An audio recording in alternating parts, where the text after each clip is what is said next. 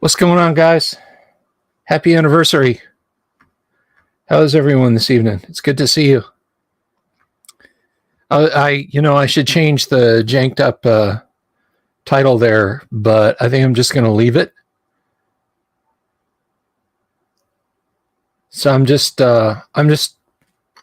popping in.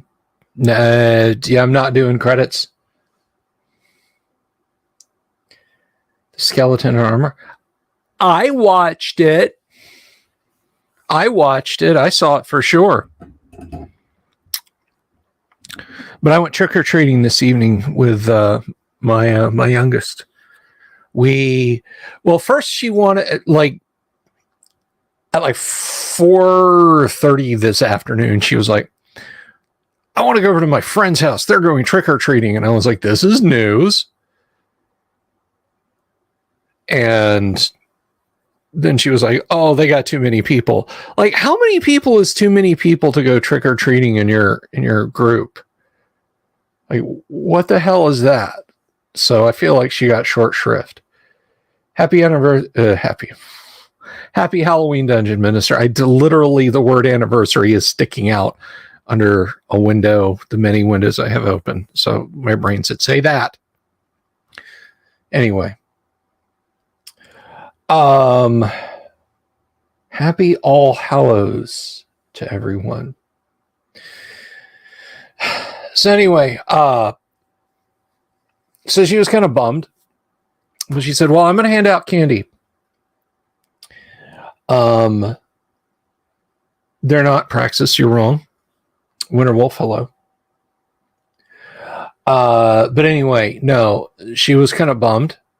So she's like, well, I'm going to hand out candy. Well, nobody ever really stops by our house. But I real quick, did some weed whacking and trimming in the front yard. It was still daylight when the toddlers were out, and it was so adorable. And she set up shop and gave out a couple of bowls worth of candy and then was like, I want to go walking. So she went and she got into her costume, which is apparently murderous schoolgirls are a thing in Japan.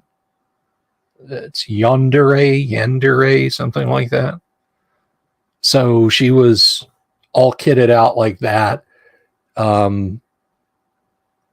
So we walked around and actually ran into some of her Girl Scout troop buddies who were trick-or-treating. So that was cool. And yeah, she walked around and we had a good time. And you had the car guys had the best going because they the dense as a piece of neutron star subwoofers in their car playing the favorites, the Ghostbusters theme, Thriller, Werewolves of London, stuff like that. They were giving out candies and it was a lot of fun. It was a lot of fun. So it was good. It was good. Like Go-Go from I guess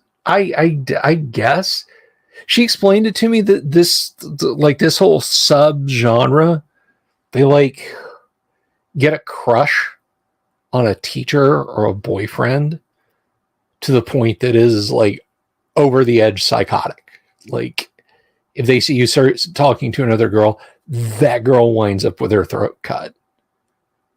Or, cut into pieces and stuffed in a gym bag in a train locker somewhere. So, yeah, nice and wholesome. But it's Halloween. I mean, is it any worse than if she said, I want to dress up as Michael Myers or something like that?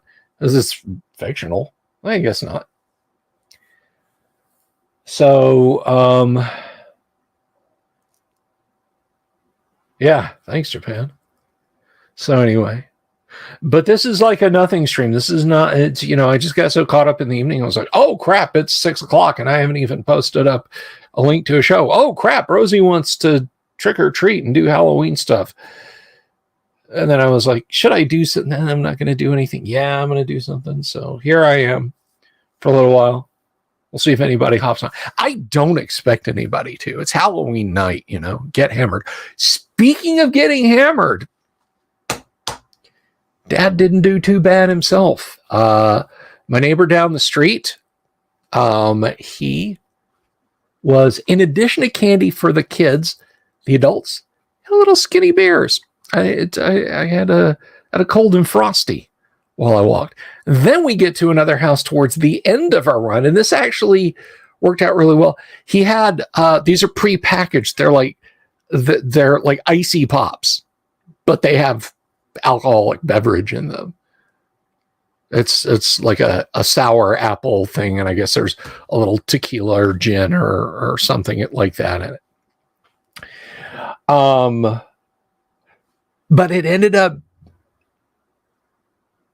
being a good thing because, look, I'm in Florida. Like, after the hurricane, for like 2 weeks after the hurricane, we had mornings in the low 50s, like 50, 51, evenings in the 70s, because basically the storm created a soft front that just, it just kind of pulled air from everywhere.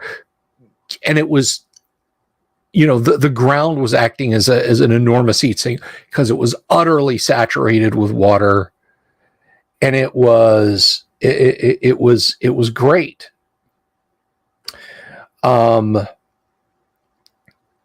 So yeah, it was nice and cool, and that was like the beginning of October. I was like, this is gonna be awesome. This is gonna be really good, because if this trend continues by Halloween, and I forgot where I live. It was like 86 this evening when we first set out to give away candy. It was not comfortable. So it was still like 79, even though the sun had been down for a few hours, which you think that's a pleasant temperature. It's a pleasant temperature if it's been 95, 99 all day. That's a very pleasant temperature, but it's not that much of a reduction when it's been in the 80s. So we were walking around, and I get to one of the houses, and the guy's like, "Hey, we got treats for parents too." And it's this icy pop thing, and it's like this wide and that tall. I was like, "I'll take this to go. Thank you very much." And so we walked around, because I drunk my beer. And we're walking along, and I'm like, "Hey, Rose, let's check out that one. Oh, those people over there are waving us over." And, it's very polite, but she's like, "Dad, I just want to finish up. Let's just go and take the right and go down our street. We'll just go down our street and go on." And she wasn't like miserable or crying or anything. She's just like, "I am so hot. I'm burning up." And I was like, aha, because I still had the icy pop in my hand without opening it. Okay, none was consumed, but I basically had a frozen plastic ice pack, right? And so I was like, put this like around the back of your neck. And she did, and it like revivified her. She was like not nearly miserable and hot on the walk home. So, and then it went back in the freezer, and I'll have it this coming weekend or something. But it came in very handy.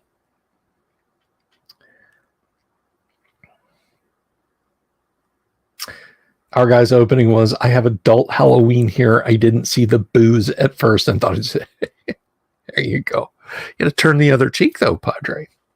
Speaking of the Padre, you guys saw his video drop.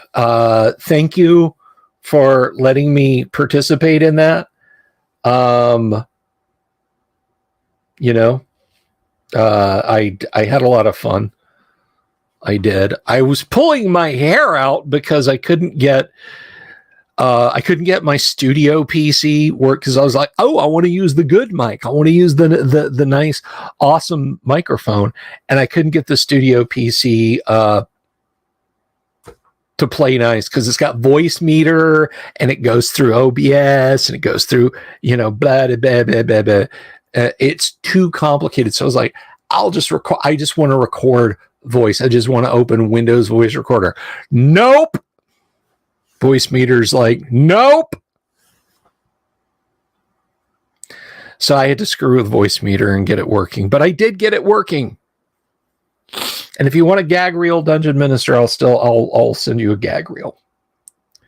Oh my God. So he put my face through one of those AI things and just this nightmare fuel. The one you guys saw in the video was like the best that he could get it to generate. And I was just like, I won't sleep well tonight. So let me ask you this. How many of you guys saw the Easter eggs during my quote unquote speaking part?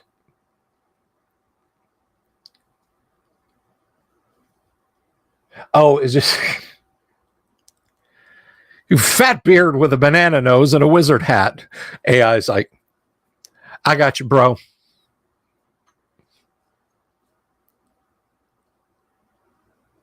You had, of sorts, you did have, some of you got mentioned by name. Some of you did get mentioned by name. But anyway,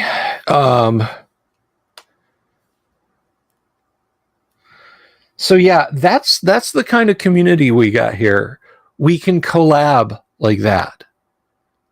We can do collaborations. Wizard purple hat. Excellent.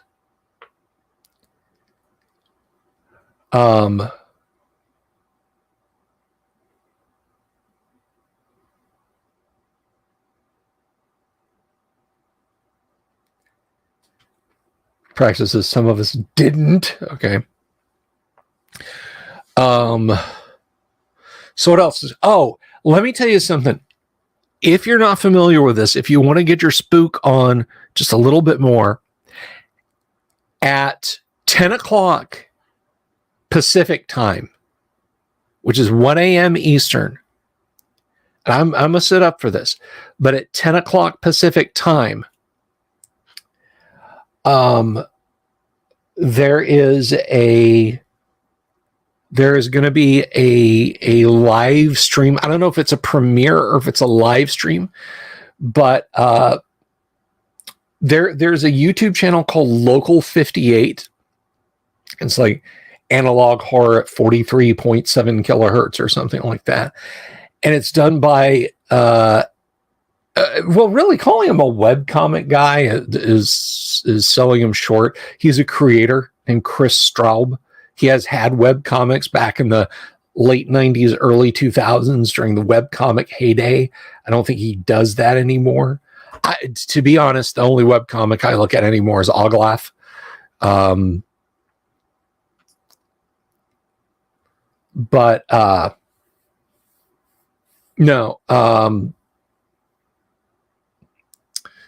This particular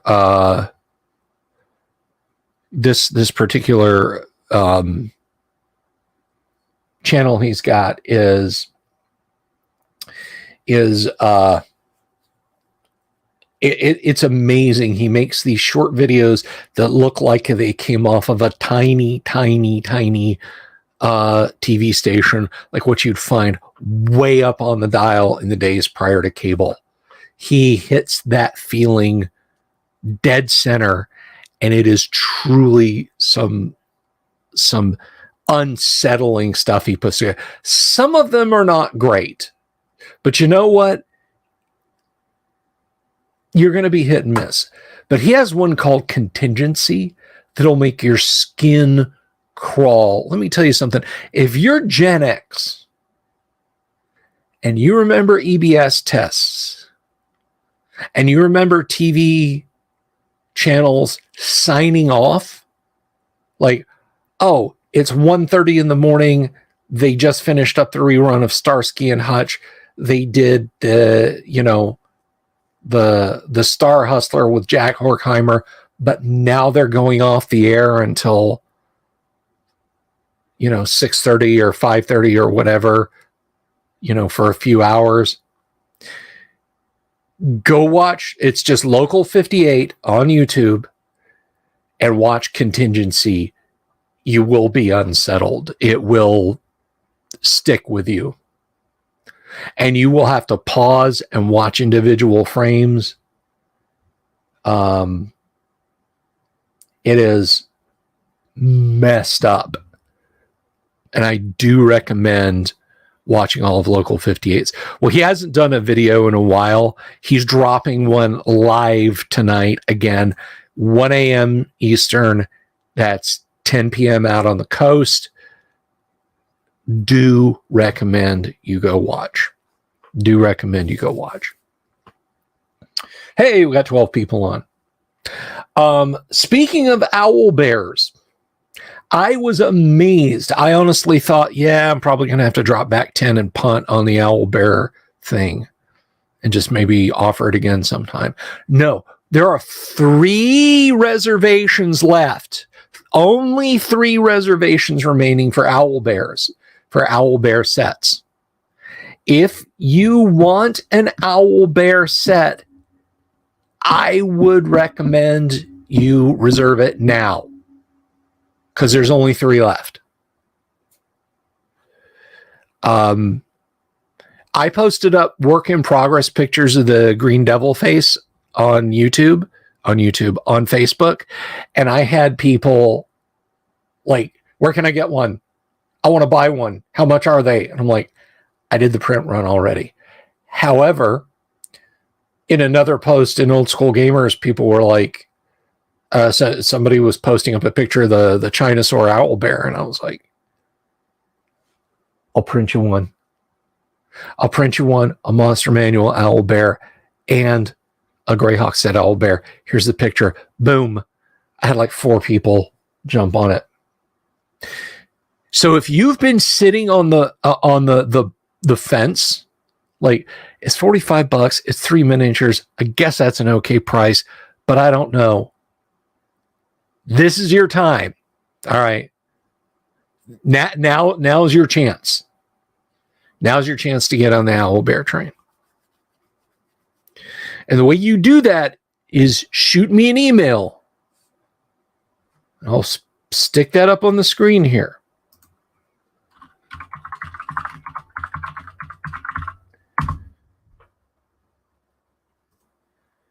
You shoot me an email with owl bear order in the title with your name and your address and how many sets of 3 you want. And I don't take I don't take money until they're all printed up and ready to ship out. Then I'll bill you, and then you can send me money.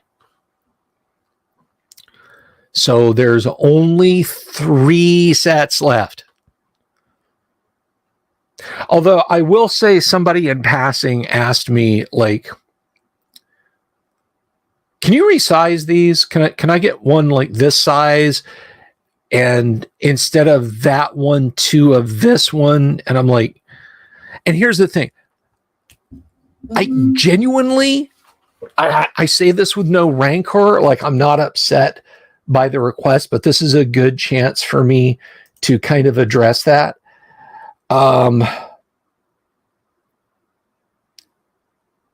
Yes, there is a Discord, Tonka. There is a Discord.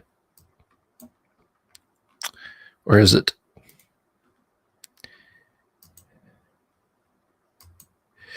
But here's the thing.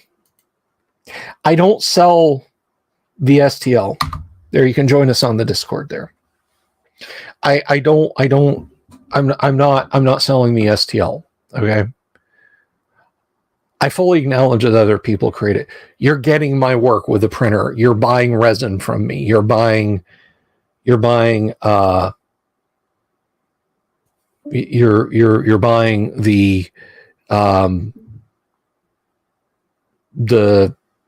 actual physical product from me. A plush owl bear. Yeah. I'll tell you a story about that in just a minute about plushies like that. Anyway, so yeah, you're buying time and access to the machine. I have to, like, I ruin prints all the time. And sometimes it's not my fault. Like it could just be a degree too warm or too cold out there, and the print comes unstuck on the plate, and the arm keeps coming down over the course of 8 hours, and it just mashes layer after layer of phenolic resin onto the film that it is supposed to be extruding off of and building up layers on top of and slowly pulling off. And when that happens, I have to completely stop production. I have to take at least an hour to take my printer apart and clean the tank. I have to drain the tank. I have to clean the tank. I have to use 4 or 5 pairs of gloves. I have to wear a respirator, eye protection.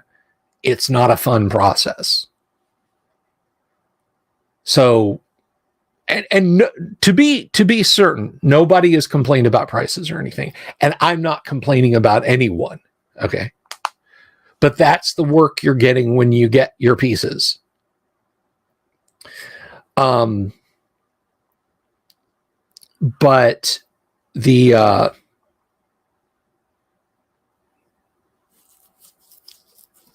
they are, Jack, they are reliable. It's just the nature of the beast. But anyway,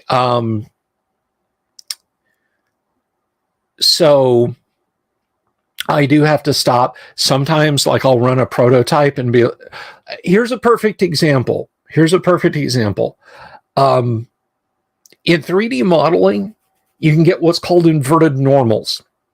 And what that is the software, the rendering software, will get its wires crossed, its instructions crossed, and think that what it needs to do is render from the outside of an object, or from the inside of an object, out. What that means when you're 3D printing is that the printer will attempt to start printing from the inside out, and that doesn't work. Resin printers have to print layer by layer. There is no from the inside out. And so inverted normals in resin printing come out blank. Well, the Greyhawk owlbear, the one that stooped and has an actual owl's head on it and all the spiky fur, 2 of his feet were inverted. All of the vertices were inverted. So what happened was, when I would print him, he would print with no feet, just little round stumps, and I couldn't figure out what was happening. So I had to go and investigate that.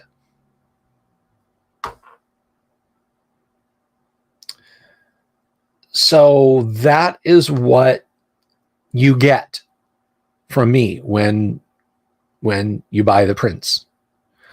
You get me fixing things and so on and etc. So, to the question of resizing and altering plate prints, when I get a bunch of stuff arranged on a plate, and if it's just one and somebody's like, I want that resized, well, you know, I don't want to get in that habit. But like in the case of the owl bears, they're all neatly arranged on the plate together, and they're sliced. That is to say, the software is programmed to render them in a specific way. If I stop and make an making an exception, like I want 2 Chinosaurs and no Greyhawk and 1 Monster Manual, that's 3 sets I have that I have to print. Or I can spend time at the computer trying to fiddle stuff around and arrange it on the plate and do a new slice and do a separate production run. So I don't like to do that. And I gently explained to the person, like, this is what you get. If I had multiple printers and 48 hours in a day instead of 24, more realistically, if I was not doing the show, I would say, oh, okay, yeah, I can just take the time to futz around and do a custom build plate just for you.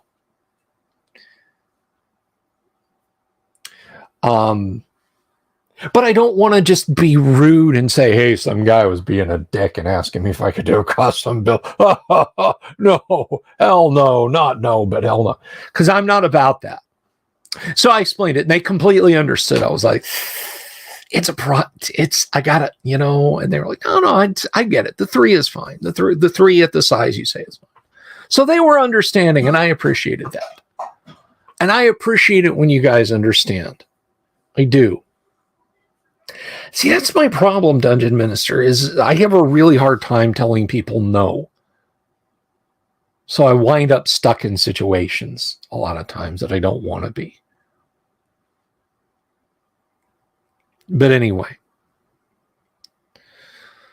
So that's kind of what's going on the printing front. Those of you who ordered your devil faces, they're paid for and they're going out. Okay. They're shipping.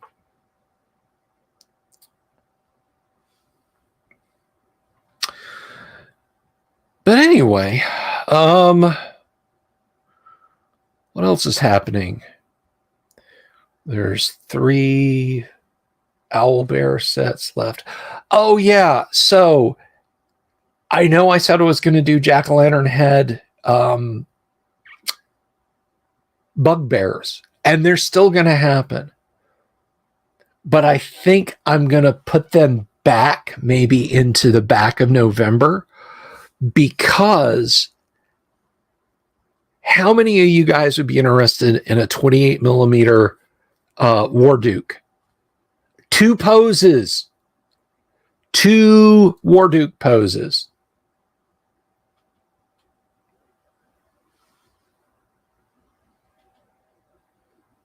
I cannot see the horse, Tonka. Ha, gotcha.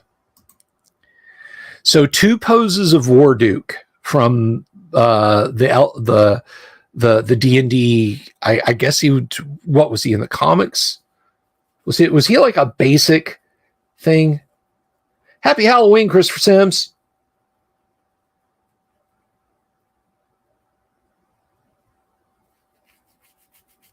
Yeah, I mean, I'm not a custom print shop Dungeon Master. So anyway, yeah, I think after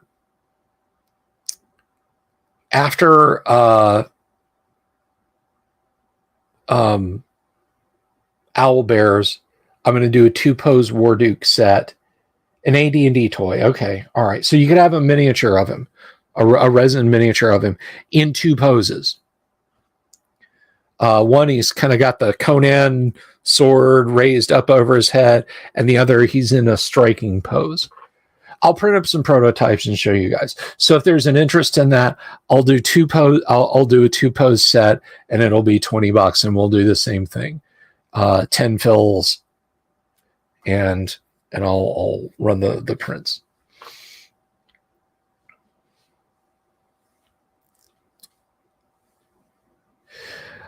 Oh, so in preparation for Halloween last night, we watched Legend of Sleepy Hollow, as narrated by Bing Crosby, the Disney animated featurette. And then we watched It's the Great Pumpkin, Charlie Brown, which always fills me with anticipation because it's the first of the trio. It's the first of the Trinity. It's the Great Pumpkin, Charlie Brown. It's funny. They started, like, in terms of quality, they kind of do this, like starts at I would say on a scale of 1 to 10, It's a Great Pumpkin, Charlie Brown is like an 8. Happy Thanksgiving, Charlie Brown. It's more like a 6. It's because I just want to slap that football shaped cowlick of what's her name's Peppermint Patty invites like a half dozen people over and then bitches at a 6-year-old because he serves popcorn, toast, and pretzel sticks and jelly beans and parfait. Nobody ever mentions that there's these beautiful parfait sitting around. I hope so, Chris. We've got some exciting designs, some really shockingly cool stuff. Some stuff folks, I think, will like really be like, oh my gosh. Like, these are nice tchotchkes. I have a few cool things too. Like a few more cool tchotchke things. Something that I may not limit to like 10 prints. One of them anyway. But anyhow, yeah, Peppermint Patty irritates the crap out of me in Happy Thanksgiving, Charlie Brown. But Merry Christmas, Charlie Brown. Wow, you have got to have a heart made of semi-oxidized lead to not love Merry Christmas, Charlie Brown. You've got to have something wrong with you to not like Merry Christmas, Charlie Brown.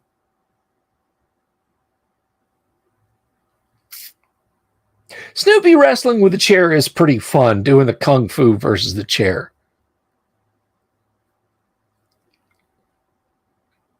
I love how the cork gun that poor the poor Woodstock is carrying when he drops it and it bump fires sounds like a cannon going off. Like, good Lord, what you guys put in that thing?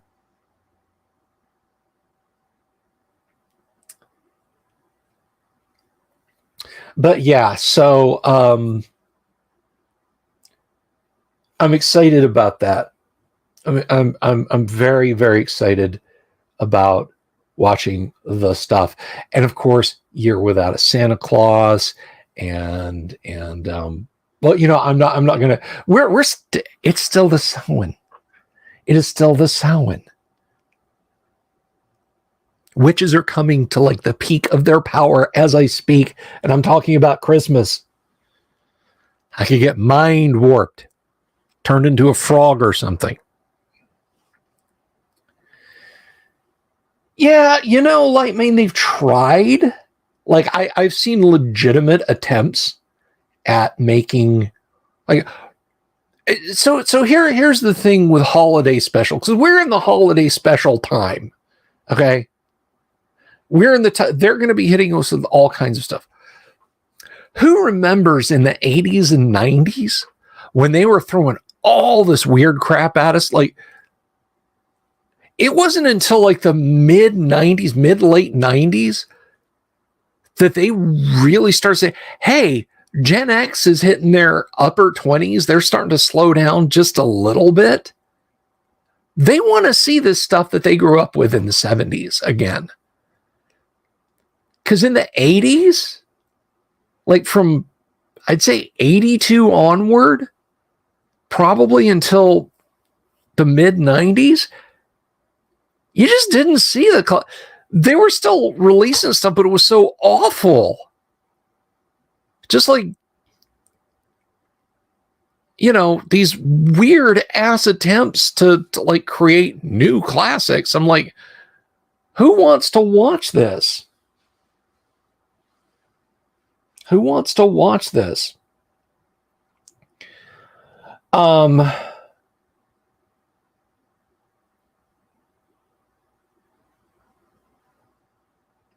So, oh, Dungeon Minister, be nice.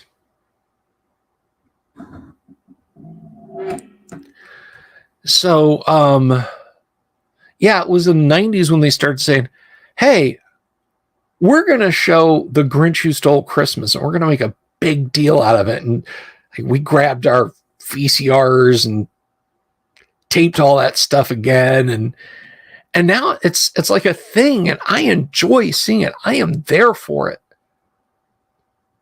And there are some new classics like Elf. Oh man, Elf is good. And A Christmas Story. You gotta like that one. You know what I hate?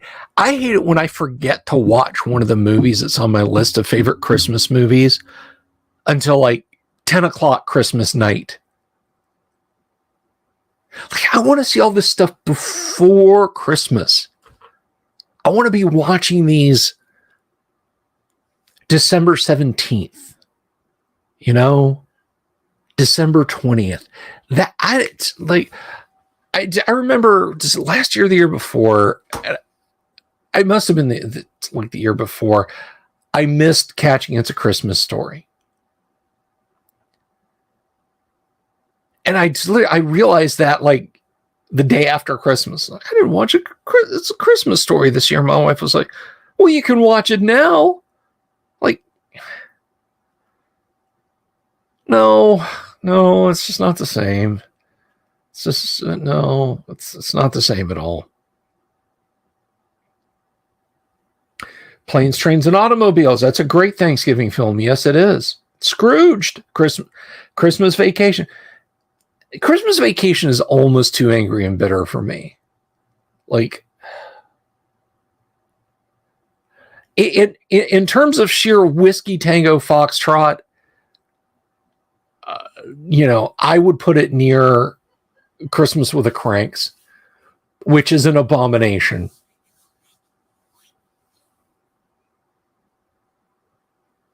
Die Hard, Imperial Ramblings, Die Hard. So I saw this the other day. TMZ or somebody recognized Bruce Willis's kids in California on the street. And the reporter said, "Hi, this is Bob Smith with TMZ. Can I ask you a question?" And Bruce Willis's daughter, as she's getting in her car, turns and looks at him and says, "Yes, Die Hard is a Christmas movie." And just gets in her car. And the reporter's like, "That's not the question we were going to ask, but I think that confirms it."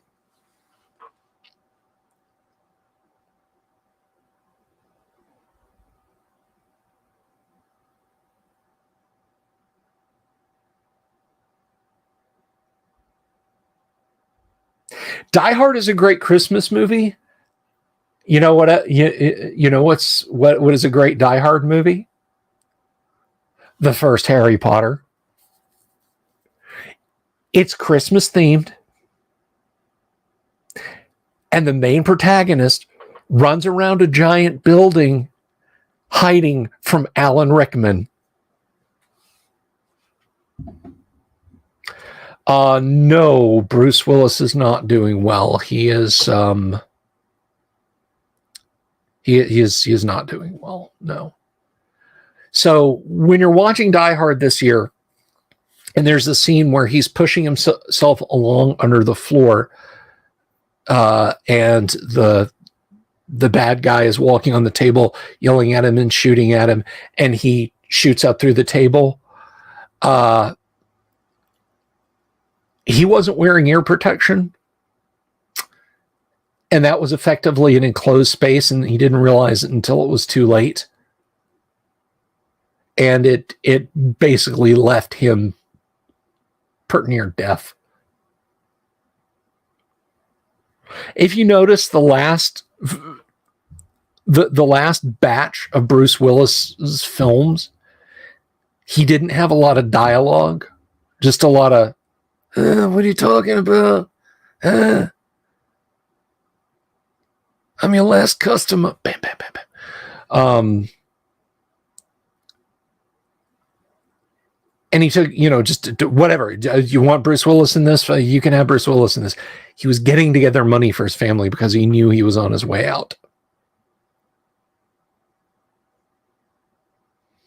Invasion USA. Yeah. That's yippee-ki-yay, Harry Potter. Yippee-ki-yay, Mr. Potter. I'm not an enormous Home Alone fan. I get it.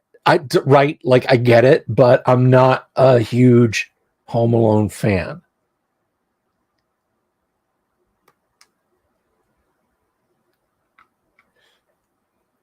Yeah, but you know they spoofed it in Gremlins too, Dungeon Minister. What else? What are some other like you don't expect it Christmas movies? There was one that I was explaining why it's a Christmas movie, and we were just wowed by it. You know what I get tired of in movie interpretations? While I try and think of this, and I probably won't think of what it was that we were like, oh, it's a Christmas movie. I get really tired of lazy ass movie analysts, not even critics, analysts who start with this. Everybody wants to be the next person to discover some occurrences at Owl Creek Bridge. Lethal Weapon is a Christmas movie. That is the very one, TJ. That is it. Lethal Weapon. Lethal Weapon is a Christmas film. You didn't miss anything, Dungeon Minister. Everybody wants to do the, well, you know, he was dead all along. Look, I saw some occurrences at Owl Creek Bridge, or an occurrence at Owl Creek Bridge, excuse me. I saw, what was the one with Tim Robbins that came out in the 90s, where he has these hallucinations about being pulled between life and death after his experience in Vietnam, but it turns out it was all just flashes as he was dying on a Army field hospital operating table in Vietnam.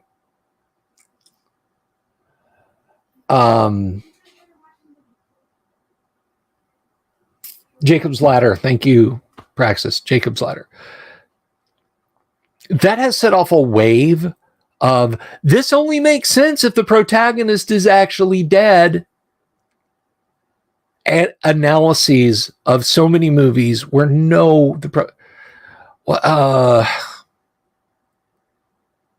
it doesn't help that directors know they can keep people talking about their movies, so they act coy about it, like, oh, see, you might be onto something there, or you might not. I'm not saying. Now, look, I can't stand what Tom Cruise is associated with, so it's very hard for me to give him money. It's very hard for me to give Tom. I know there's people who have way worse points of view in Hollywood about a great many things, but they're not as vocal and in your face about it, so I just kind of close my eyes. But I mean, Tom Cruise is part of something that does actually documentedly harmful, evil stuff. And so it's hard for me to watch and enjoy a Tom Cruise movie. Minority Report is fucking brilliant. And before Blade Runner 2049 hit, I was all in. I was all in for Minority Report being the sequel to Blade Runner. It had the look, it had the feel, so many homages to Blade Runner. And every film student who's taken FLM 101 will walk up to you if he hears the words minority and report come out of your mouth in close enough proximity and start their theory of how the whole movie, after Tom Cruise's character gets put in the brain prison thing where you stay forever in this waking stasis hell because the cops decided you might have been going to commit a murder, that everything from that point forward is just his looped hallucination. The movie doesn't make sense otherwise. Like, can we not just have a good ending to a movie? And then the most recent one was let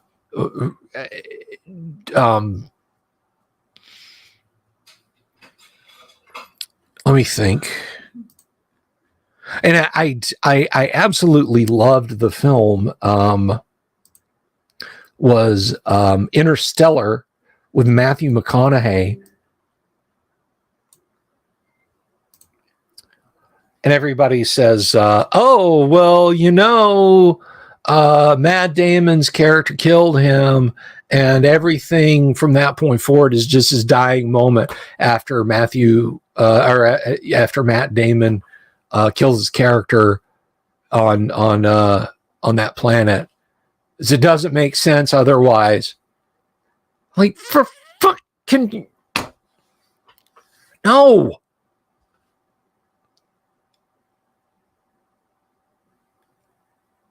Let movies be movies, okay? Do you think the Academy is going to call you up in your basement and send a limo to your house and take you to California, and you'll walk the red carpet and go up on the stage and stand next to the director? This guy figured it out.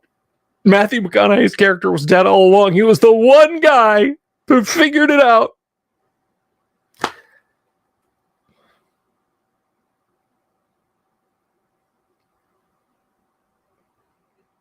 And it's just,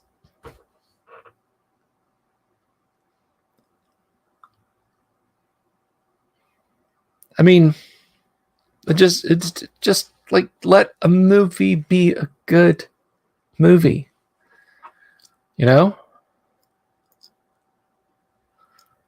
And what's your break point here? Oh, here's a quick theory. Little Conan, he was killed by Thulsa Doom in his village, like ran him through, and everything else in the movie, all of his triumphs, his life, and everything, is just his dying dream. Prove me wrong. You can't. Magic, sorcerers, a guy turning into a snake. Oh, that's clearly the fevered dream of a dying mind. Am I right?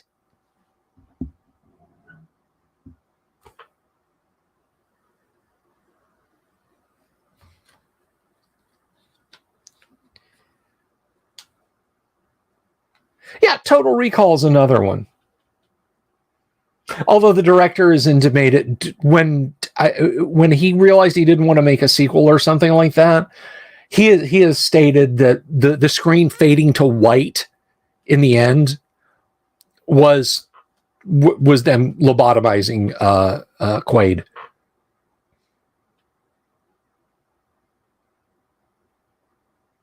But that, that's a shame.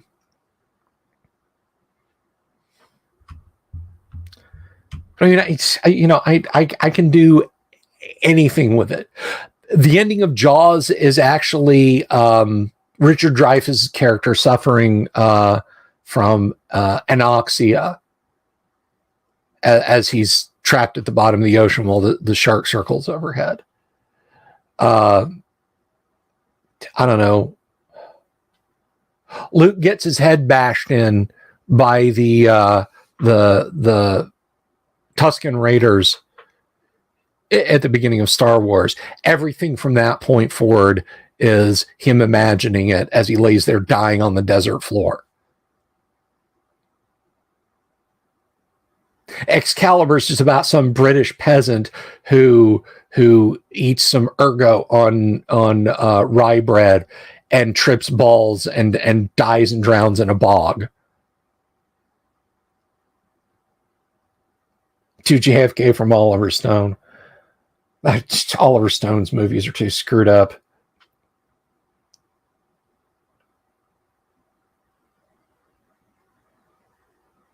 Yeah, that's a good one, Dungeon Minister. Don't even have to kill Luke then.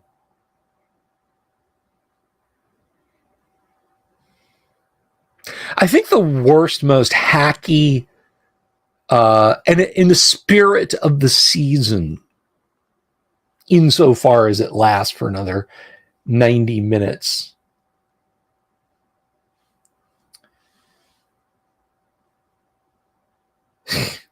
There you go. Dungeon Minister. I think I mentioned this the other day, but I saw a rebuttal of it, and I'm glad I watched the rebuttal of it and not the original, because the original irritated the crap out of me. So one of my favorite horror movies, hands down, is The Shining. The Shining legitimately frightens me. I don't like to watch The Shining at night, and I will not watch it alone. If you live in the Longwood area, and I know you in person already, and you want to watch The Shining, let me know. We'll sit down and watch The Shining.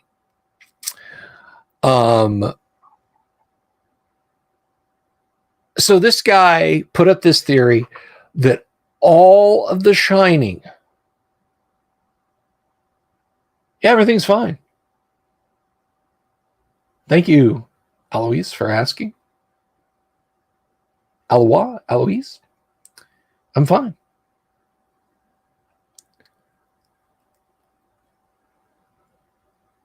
Are you okay?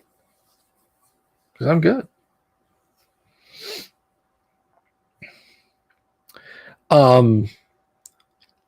Anyway, how was it? The Shining. The Shining.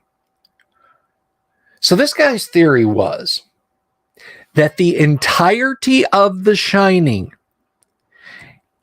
is Wendy Torrance having a psychotic breakdown.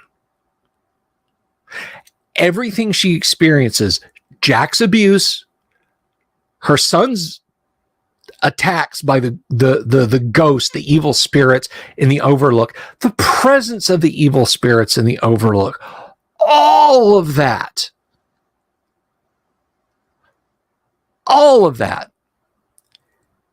is because Wendy is a paranoid schizophrenic. Jack's not an abusive husband, and Wendy is the one who Wendy was the woman in 237.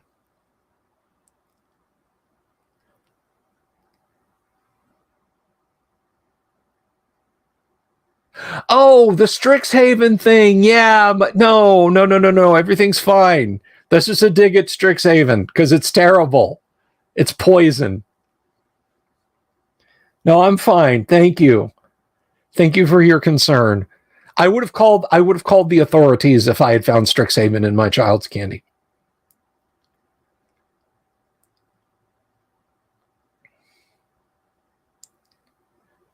So,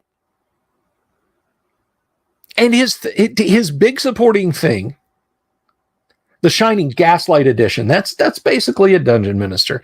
His supporting theory is all of these intentional continuity errors in the film.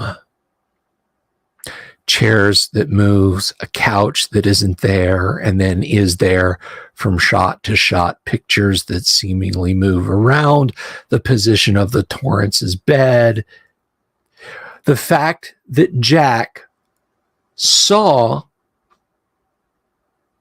a nude woman in room 237 and attempted to make love to her before she turned into a ghoul.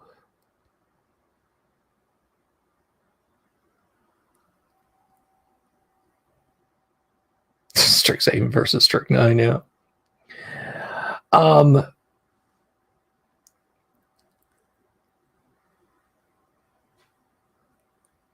And they built this on the idea that Stanley Kubrick is such an exacting film director that he would never allow a continuity error in his movies ever. He was so meticulous.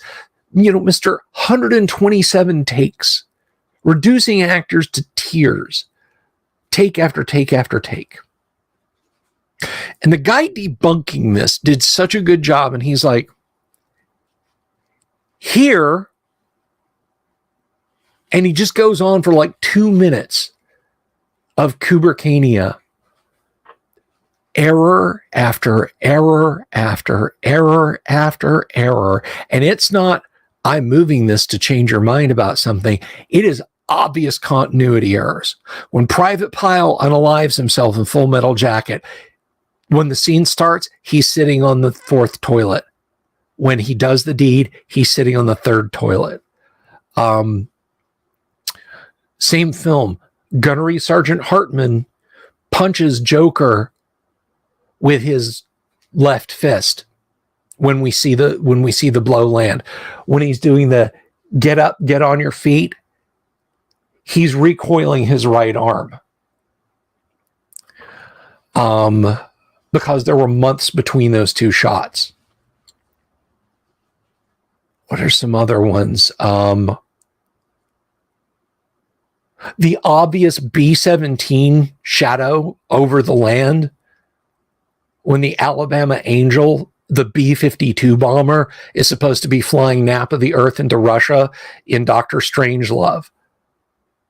The position of everything in the room after the shootout with the Special Forces guy when Mandrake and General Jagdy Ripper are fighting off the Special Forces guys.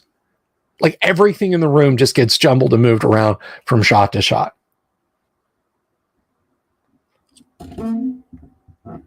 The unplugged television that Jack watches.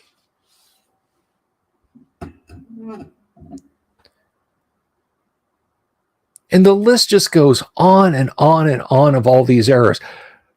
What the original theory comes down to is Wendy is a horrible person. Jack is a good person.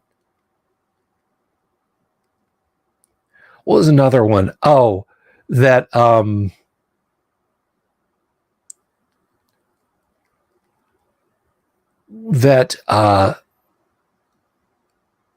Jack was that she had unalived Jack and wasn't dragging him into the food locker. She dragged him out into the snow, into the maze, and that's why we see Jack like that. So she propped him up and crossed his arms and sat him there.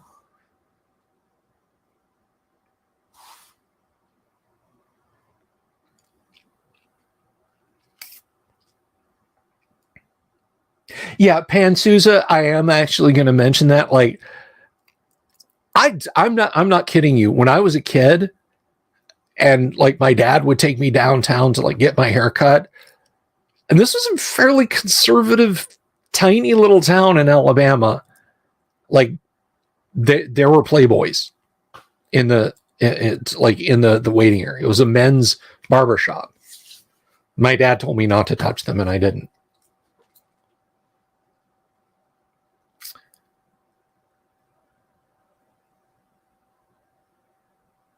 But what this guy's theory comes down to is just misogyny. And you guys know I don't take that's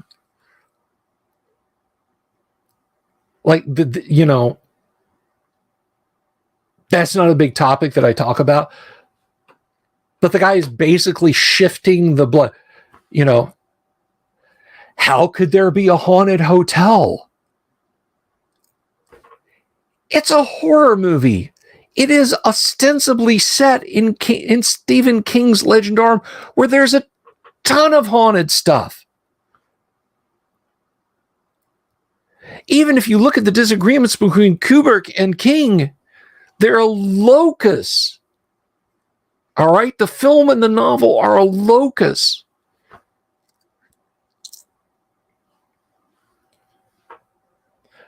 And finally, I want to mention the furniture and continuity errors.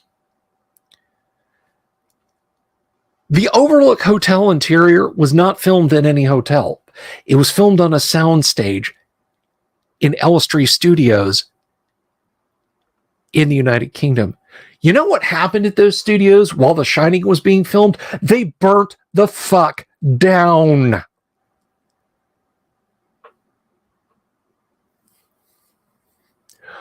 All they had to work from were dailies and photos, and they were pressed for time.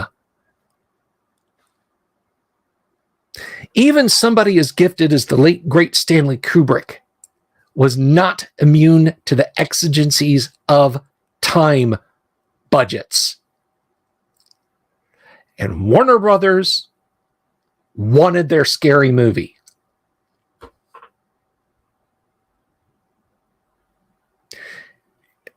The disappearing chairs between shots, the disappearing couch between shots was probably because they couldn't find any more, and they couldn't easily fabricate one on what was left of their budget in their time budget.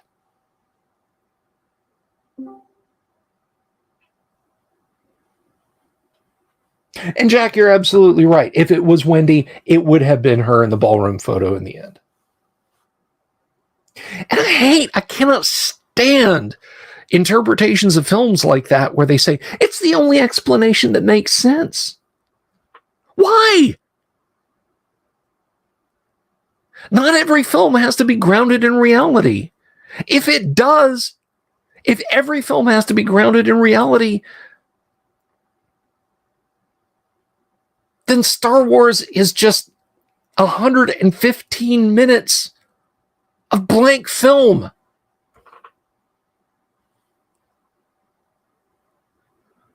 Rocky Balboa dies of CTE at the end of the first Rocky film. Or the second.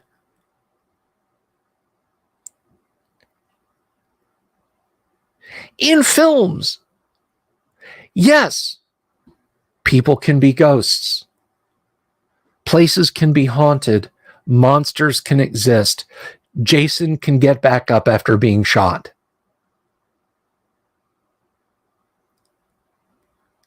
And a hotel can be wholly possessed of evil,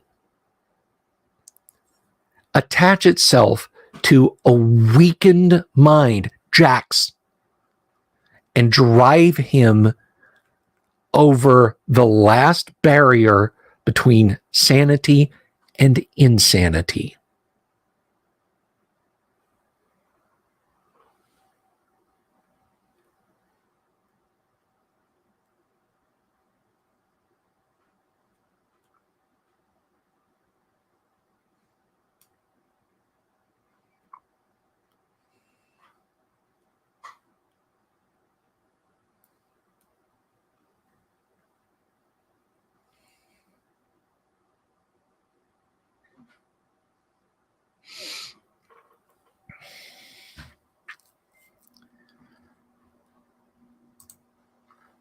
But I mean, I guess at the end of the day, saying just let movies be movies doesn't get you a B plus in film analysis 101.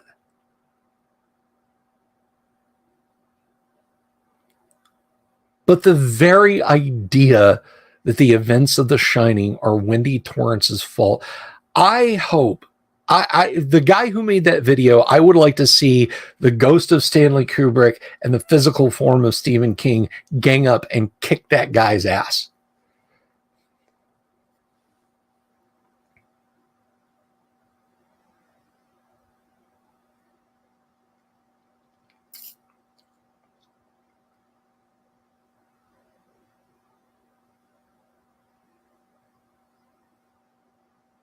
I've read the book and I like the movie both, and they're very different. I've read the book and seen the movie both. They're very different beasts, and I like them both. I like them for different reasons.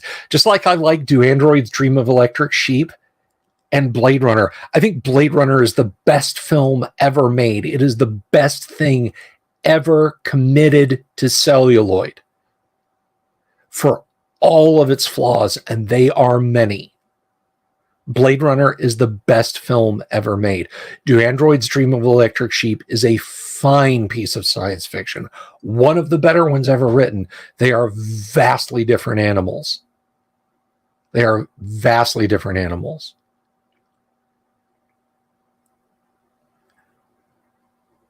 And I appreciate them both for what they are. 2001 is very much not the book.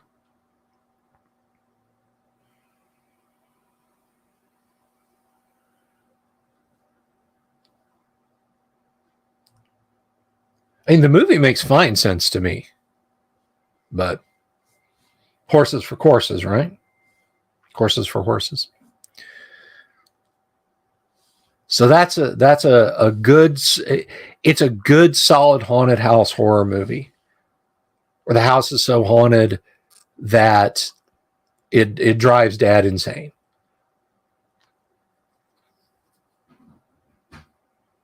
Well, DM James, you're wrong, but anyway, I accept. It's okay, bro.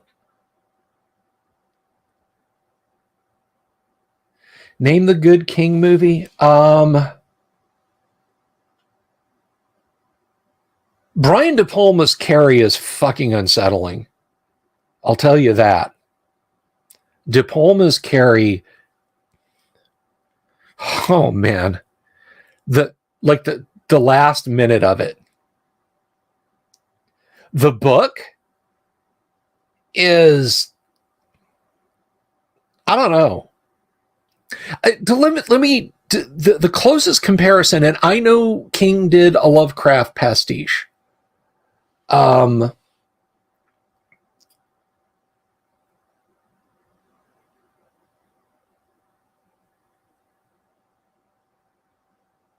Shawshank Redemption is pretty good. If we're just talking about horror, but Carrie reads like the Call of Cthulhu. Allow me to explain. There are intercuts in Carrie where they're talking about reportage about the terrible things that happened to the town the night Carrie's psychic powers fully manifested themselves, and she killed anyone she encountered after the pig's blood incident. And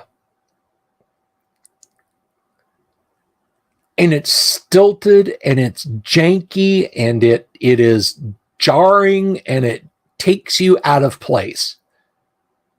It's not a good writing method if you're trying to write straight spooky horror.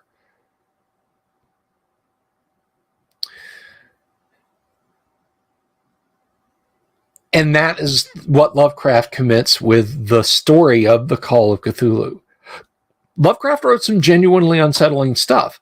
Call of Cthulhu is like leafing through a bunch of police reports and newspaper articles about a cult. It's not particularly scary. It's ominous. If you put all the pieces together in your head, like, ooh, yeah.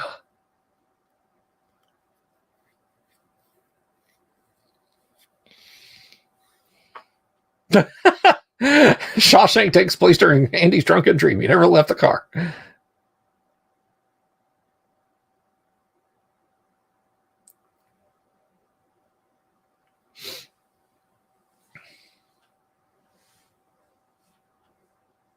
COC working as a dead.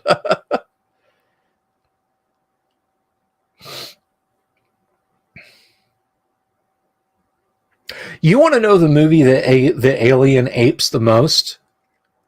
Movies, excuse me. There's two movies. Mario Bava's Planet of the Vampires. The ruins that the characters explore in Planet of the Vampires are a lot like the giant scale inside of the derelict that the almost at the party that the crew of the Nostromo finds in Alien, and It, the Terror from Beyond Space. I don't find Alien that Lovecraftian, though. Dan O'Bannon said that when he made Alien, he made it, when he wrote Alien, he wrote it specifically to impinge on and create horrific fears in the men who would see the movie. That he wanted a visceral reaction from them because the alien was forcibly engaging in copulation, the R word. I have to be careful, YouTube, about that. Down the throat of a man. Because here's the thing. none of the cast were intended to be women, but they were not specifically written for men or women, which is why when it got the film adaptation, it was so easy. None of the dialogue is changed. None of it is changed when they decided to make Sigourney Weaver Ripley the protagonist. I mean, in the original script, Zeus just burst into my office, put his head against the door and shoved it open. In the original script, it's just is just their last names in the original shooting script.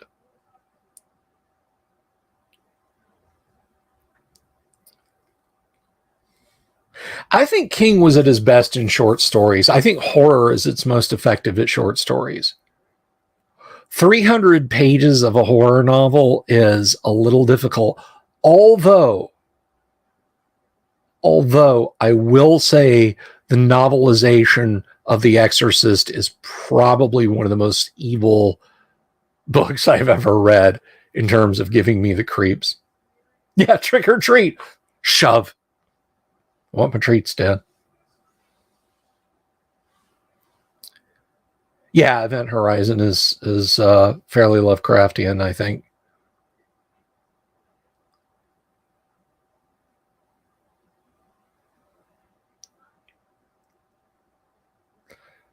So, I mean, but taken as a whole, Stephen King's films based on Stephen King's works are not very good. He directed 2 movies, Maximum Overdrive and is it Daywalkers, something about shapeshifters who have to eat human flesh to stay young.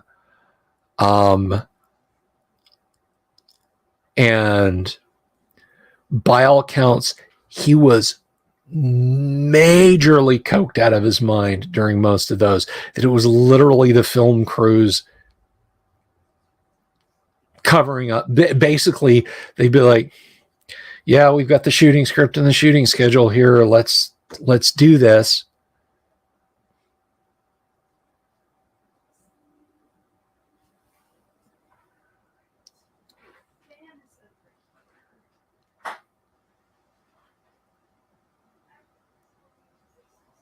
The Dark Tower was one of those things that should have been like a Lord of the Rings, from what I am told.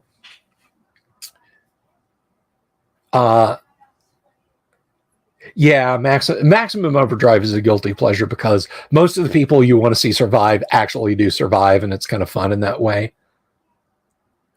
The story Trucks in Night Shift is just bleak. It's just friggin' bleak. Yes, it is the one with the killer soda machines. The opening 5 minutes of The Stand, like I can't watch The Stand. Not in 2022 anyway, but the opening 5 minutes of The Stand are pretty horrifying to me.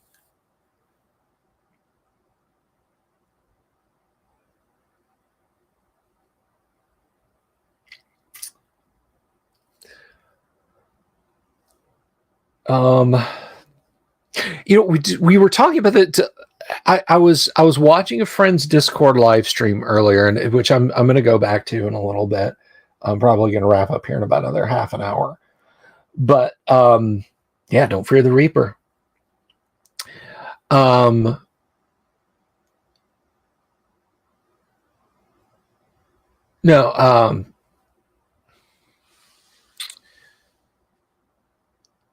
We were talking about movies in the live stream, and I guess Cassandra Peterson, Elvira, which she was good friends with Vincent Price, like really good friends. Like they got on. They didn't get it on. Get your minds out of the gutter. They were friendly. They appreciated one another's work. And so there were some just absolutely terrible. My friend was streaming it on Discord, and she played both of Elvira's movies, and I was watching one of them. And I didn't know about her close friendship with Vincent Price. And at the end of the movie, it was like, this movie is dedicated to the memory of Vincent Price. And I was like, you got to be kidding me. This is garbage. Oh, God, that's an insult. And we had kind of a Mystery Science Theater 3000 text scroll going up because the movie's open in a broadcast window and we're watching and commenting. And we had been watching stuff all day. Ernest Scared Stupid, Teen Witch, which is just abominable.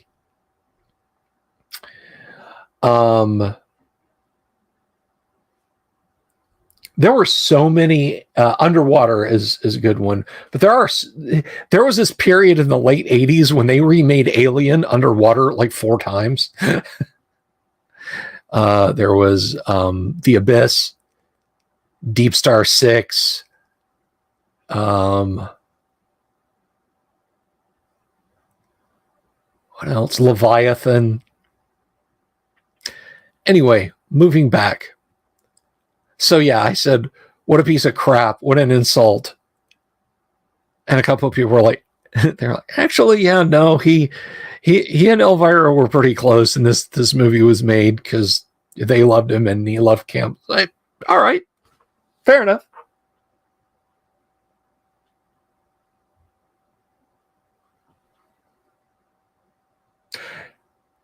Yeah, there were there were people getting close to doing serious physical injury to James Cameron. Like, honestly, the way we were talking about Kubrick earlier, he made, like, he drove that poor woman to a nervous breakdown. Like, clumps of hair were coming out.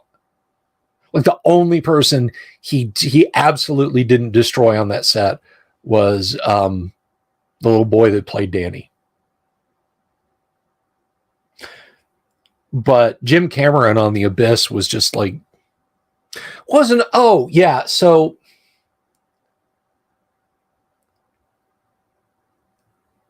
there's a bit in Terminator 2 when Edward Furlong is he's on his little motorbike in his little 50cc Honda, and he's running from the T-1000. The T-1000's, in that turbo diesel Peterbilt, chasing him through the LA River. And they call cut for a minute because he goes over to Edward Furlong and says, "I'm not buying it."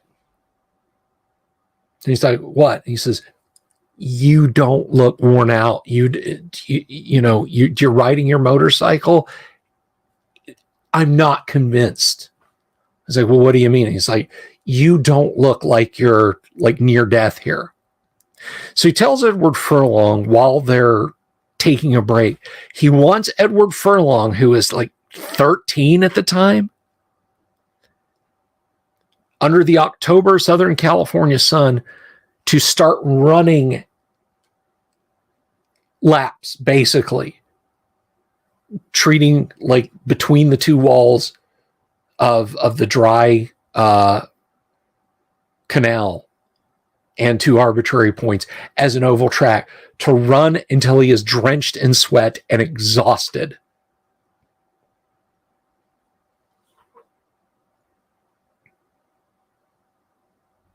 This kid, and that's the least of Jim Cameron's crimes. That is the least of his crimes.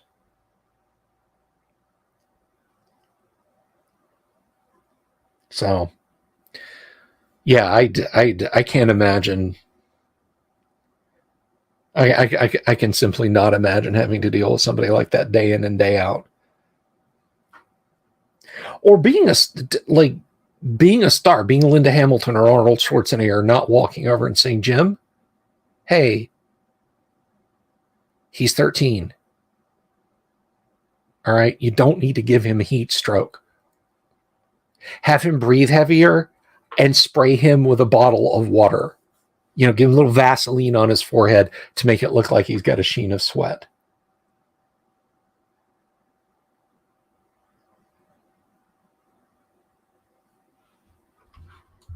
Well, that's just it. He was a 13-year-old kid. He wasn't in the army.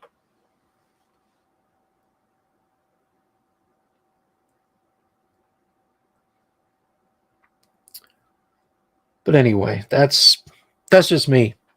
I'm just an old-fashioned guy that doesn't like to see people getting abused. Speaking of abuse,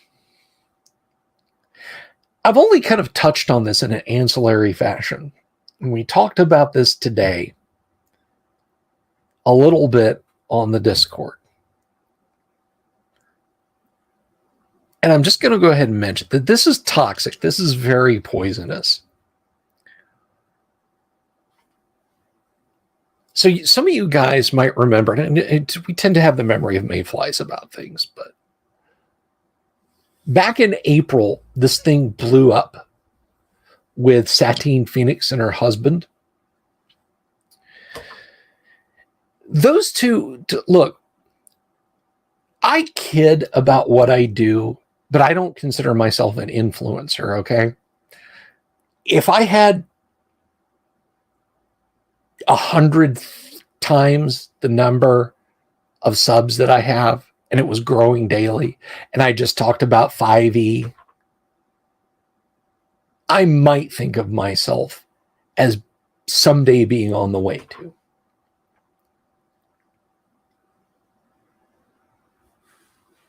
Jack Photon, my buddy Eric, lived on the LA River, and there's a blink and you'll miss it shot of the back of the house that he lived in with some people.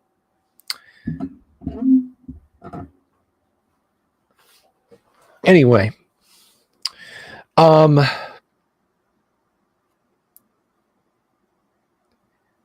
so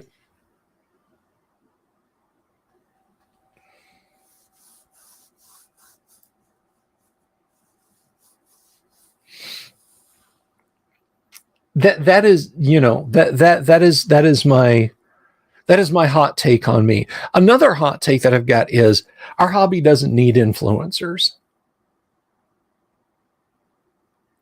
I've seen what influencers are. They're bad. Maybe they're good people sometimes, but in the overall, the thing they do is valueless. Saying I'm an influencer of X just means you just want free shit. You want to grab the thing and lead it around by the nose and get free shit. That's it. That's all. You're an influencer in the Warhammer hobby. You just want boxes and boxes and boxes of swag from Games Workshop and everybody to pay attention to you and monetize what you do. That's it. Good, bad, indifferent. That's all the influence you want to have.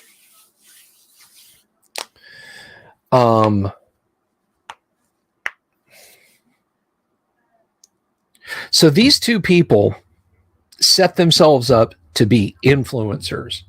They saw something, a vacuum that they and their types didn't exist in.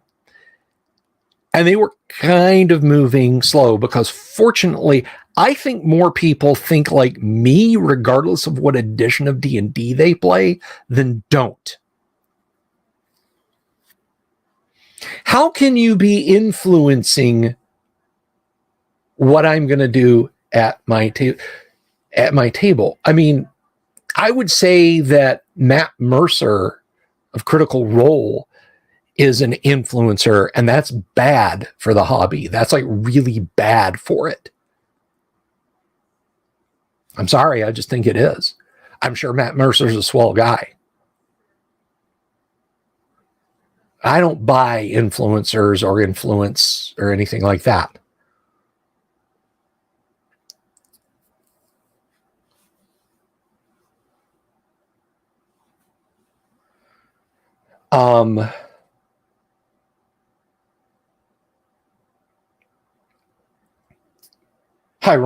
Not ironically, coincidentally, DM James, this person came from there.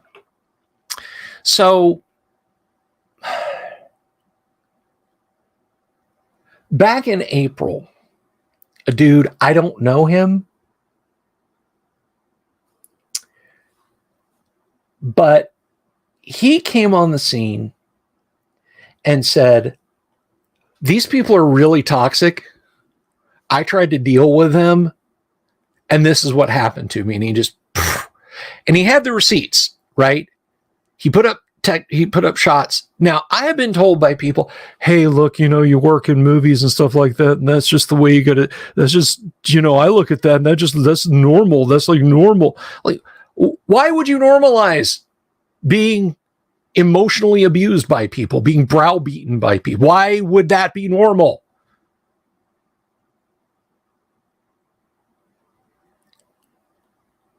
It's like sitting down to a big meal. There's a husband and wife at this big banquet table, and they kind of have this mumbled disagreement, and he just balls up his fist and just pounds her one in the lip. And she just looks over and goes, that's just how he deals with me. That's just the way that's normal for us.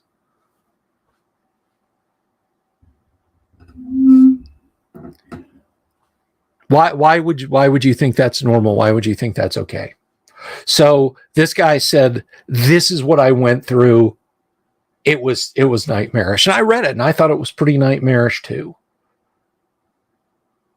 Like if you come at me yelling at me and demanding stuff from me, like flipping your shit, I'll shut down. I mean, I'm a 52-year-old man. I'll shut you off. I will shut you out. But inside, like as a defense mechanism, I'm throwing as many breakers as I can to shut stuff off.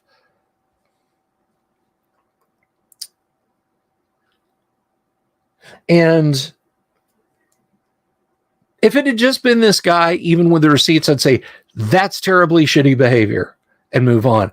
When he did it,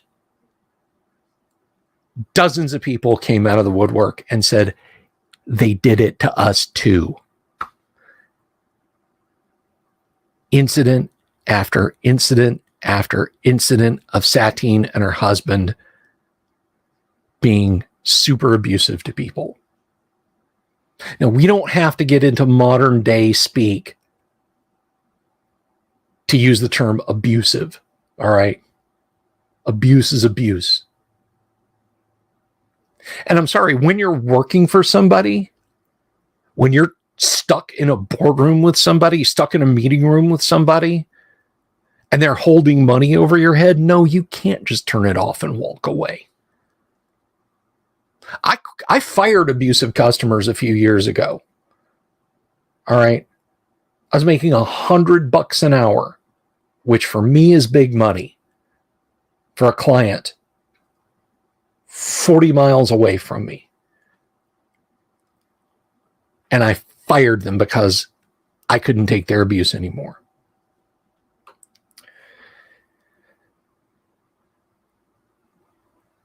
So basically, she released this teary video, this non-apology video,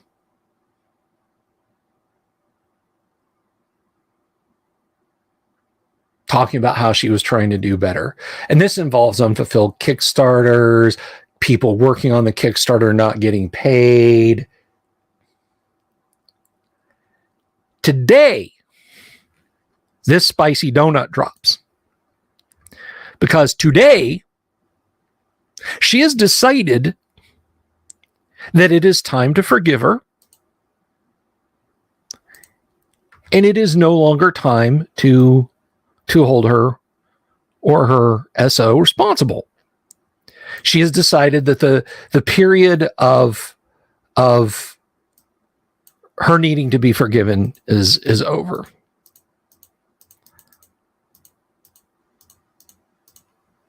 To wit, my husband and I stand by each other. Our love and our family is stronger than ever. We have worked on the things that needed addressing, healed together, and continue to heal together. Paying artists, I pay for work. No one has come to me and said I owe them any money. No emails or messages asking to settle up. No invoices for work. If there are legitimate outstanding bills, I have not been informed of them. If there are outstanding invoices you believe were sent, I do not have them. Please contact me directly. Fair enough. The second paragraph, fair enough.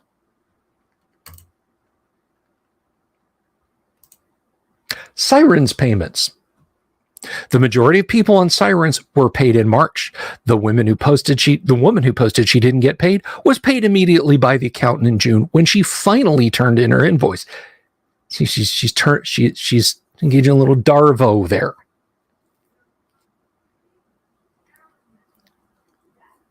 She promptly removed her post. All contracts have been adhered to. Everyone who has a contract that says they were to be paid for Sirens earlier this year has been paid back in March, with a couple of exceptions who were paid in June due to misfilled out or unsent invoice. This matter is settled. Again, we are skating close to the thin ice of Darvo.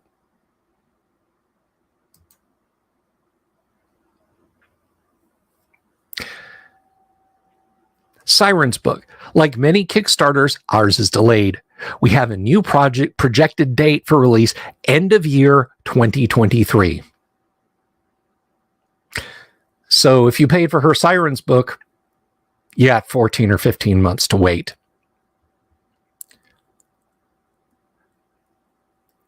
We crafted a beautiful book and amazing accessories based on my 3 seasons Sirens live stream created in 2017. This has been a long time in the making. Over 30 bards were hired to be a part of this book. Musicians, sculptors, writers, artists, and the other unsung heroes who work in the office and accounting. Why are they unsung, Satine? Why is that? We are very proud of this adventure. Playtesting picks up back in December of 2022, then edits, layout, and proofing. So, nose to the grindstone. We have a plan forward. I will not say anything further about the matter if I can, as I legally cannot, as I am only a contractor of this company. Please check out the Kickstarter page for updates on Sirens.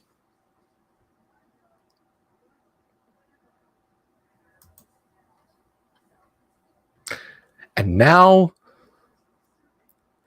if she had stopped there, you know, how many great stories have you heard where you say, and if they had just stopped there, if they had just stopped, if you had said, okay, that's it.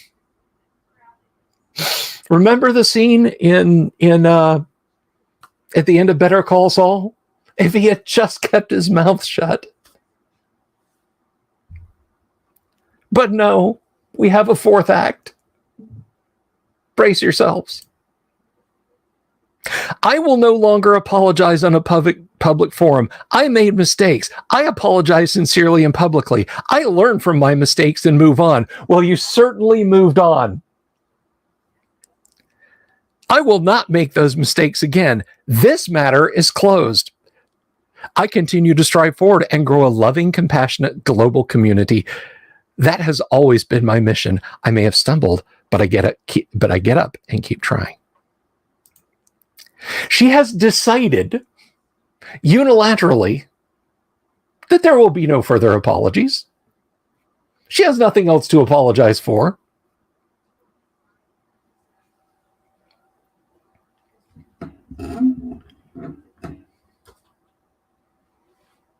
She has decided that it is over. She has completed it. She has ended it. It is not. It is nicht Gewehr, as they say in the Germans, which means it is not Gewehr.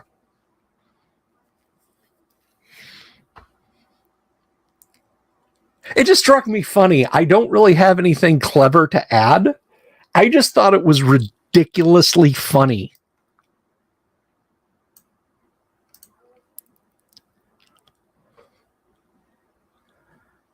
I mean, most people in these cases fade away or try to sneak back in slowly over time. They'll fade away almost to nothing, but then slowly fade back in with a statement about humility, lessons learned, mistakes made, trying to mend things. Not her. No. I'm coming back, and I'm done apologizing. She tub thumping, she ain't Chumbawamba. So, you know, it just...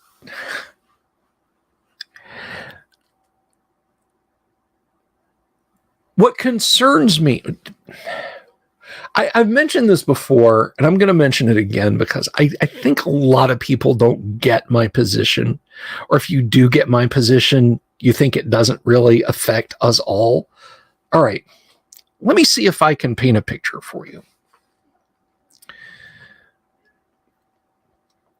We here in old school gaming, please don't call me the OSR. We here in old school gaming, there's a big pool area, right? There's a big, giant Olympic-sized swimming pool that is the number of gamers and companies in our hobby, in the industry, in size. Next to it is a hot tub. Next to it is a hot tub labeled old school gaming. We all sit in it. Dungeon Minister sits in it. Nice trunks, by the way, Dungeon Minister. A little dolphin motif on there. Love it. Now, most of us are sitting in there having a fine old time. I look at the pool occasionally and I see somebody standing up on the high dive, dropping trowel and pissing into it. Sometimes it's Hasbro. Sometimes it's another company. Sometimes it's a couple of would-be influencers. And I turn to the rest of the people and I say, would you look at this? And people look back at me and say, who cares? We're over here. We're in our hot tub. They're the ones that got to deal with it. Don't worry about it, Bill. I don't care. You shouldn't either. Here's the thing. I know how the plumbing works. The water in that pool is circulated through the hot tub and back out again. When somebody is pissing in the pool of the body politic of the hobby that is role-playing games, I don't care which hot tub we're sitting in around the pool. It's going to come in here on us. And at the very least, I got to warn you guys. Because, yeah, it does affect us. And in this case, they dropped trowel, walked over, and started pissing in the OSR hot tub.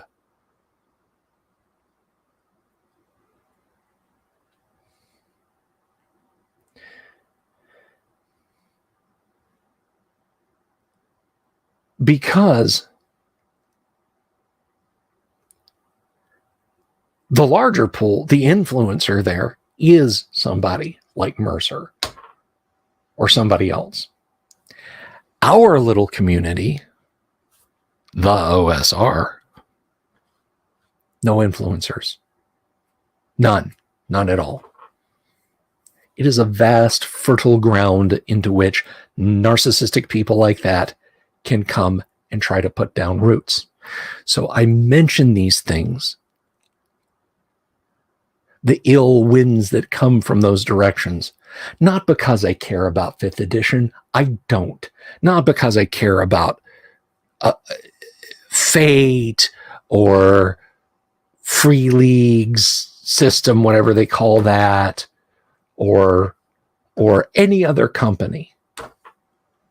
I care because it can blow back on us. That toxicity can get in here with us.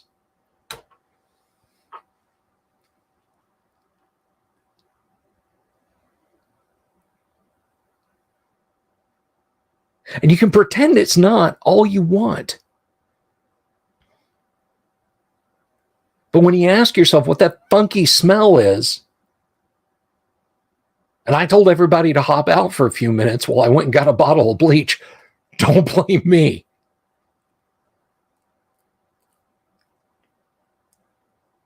I want the best thing in the world for us guys, and the best thing in the world is that we can play basic and advanced and original Dungeons and Dragons and enjoy the hell out of it, and build a community and some comity between us. And if Dungeon Minister starts making cool merch, I'll buy a Dungeon Minister coffee mug, and I'm printing cool things, and people buy cool prints from me, and so on and etc. I don't view you guys as a marketing opportunity.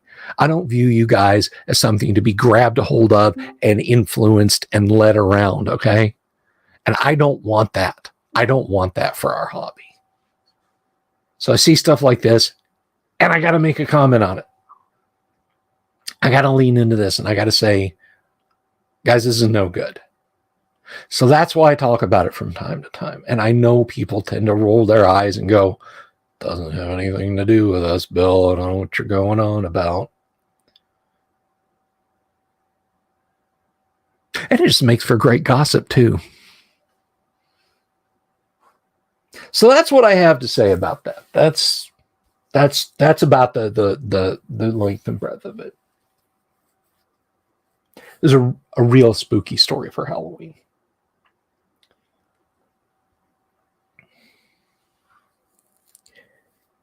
Because I just want everything to be cool, man. I just want everything to be cool.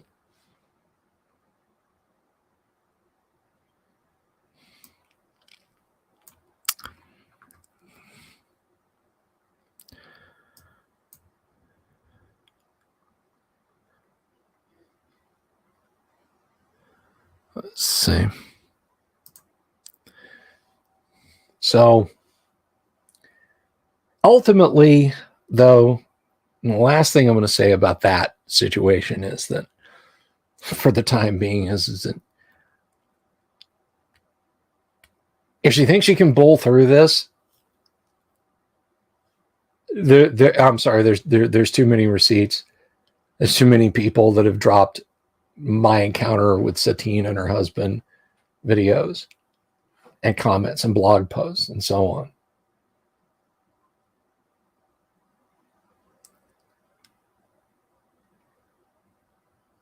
Thank you, TJ.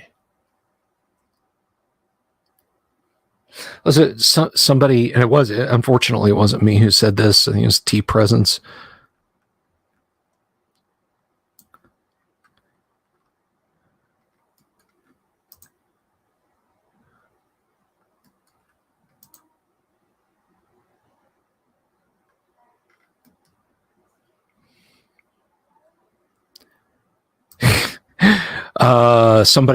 These two actually somehow believed that they were doing people a favor by even addressing them. Mary Queen of Scots was less of a smug zealot.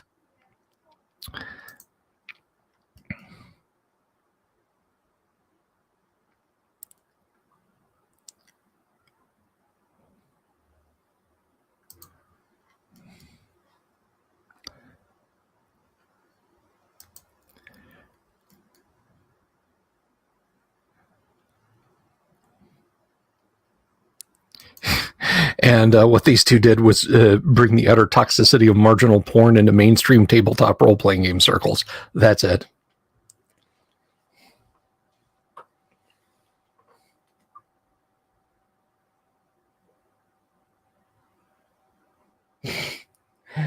Praxis, you got it right. Of course I'm respectable. I'm old. Politicians, ugly building, and whores all get respectable if they last long enough. Yup. Very true.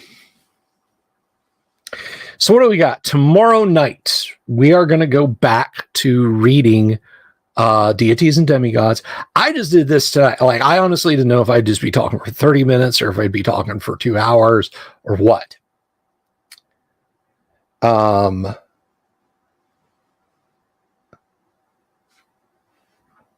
thank you. Thank you, Headbanger. I appreciate that.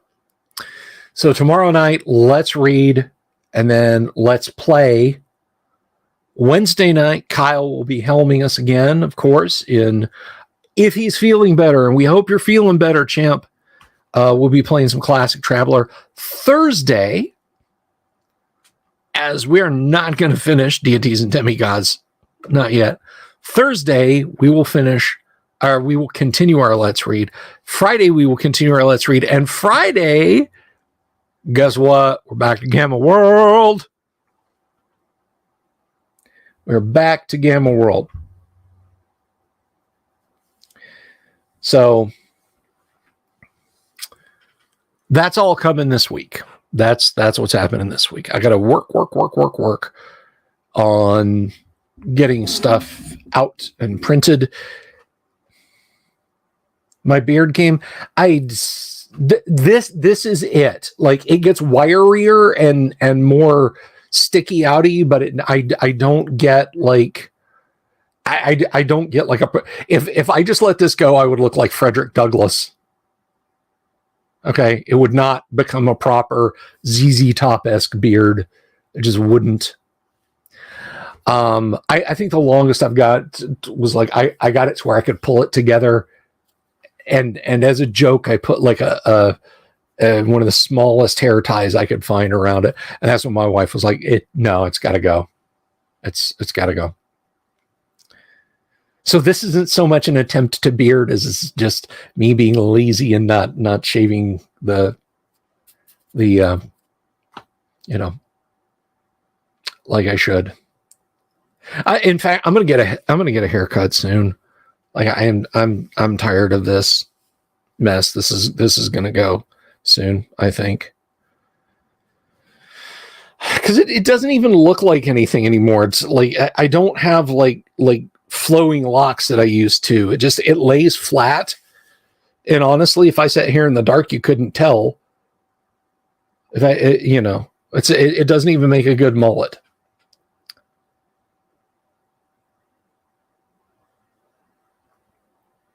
Yeah, your beard is quite a sight to behold. So that's what's happening the rest of this week. Go watch Local 58 tonight at 1 a.m. Eastern, 10 p.m. Pacific. It's just Local 58, all one word, just crammed together. There's no space. Although I think if you put a space, you would still find it via YouTube's searching algorithm. But you will find it. It is creepy. Yeah, it's exactly. I mean, it doesn't have body to it anymore. It's just a stringy mess. It looks like a witch, like an AD&D witch, like you would expect, Thank you, DM James. That makes me happy.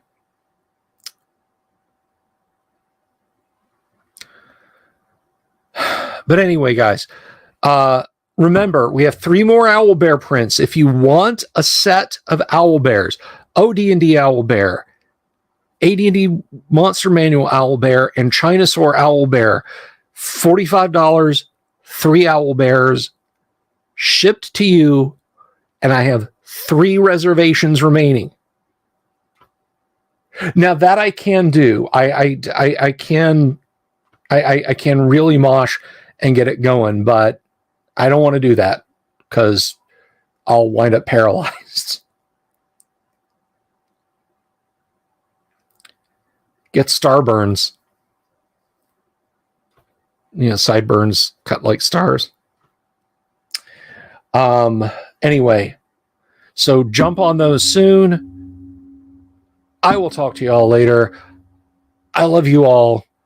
I'll see you tomorrow when I will probably be very tired because I'm going to be working a lot during the day tomorrow on some stuff that I need to get done. Y'all have an absolutely wonderful night. Happy Halloween. Take care.